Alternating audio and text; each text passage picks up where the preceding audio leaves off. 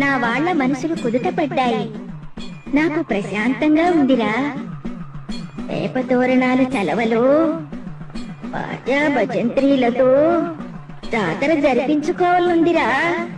ఎర్ర ఎర్ర పారాని పెట్టి మమ్ము పాలించగా వచ్చే గంగోరెను కా తల్లి, నల్ల నల్ల కాటుగా పెట్టి మమ్ముదయ చూడగా వచ్చే గంగోరెను కా తల్లి, కల్లు కల్లు గజలు కట్టి మమ్ము నడిపించగా వచ్చే గంగోరెను కా తల్లి.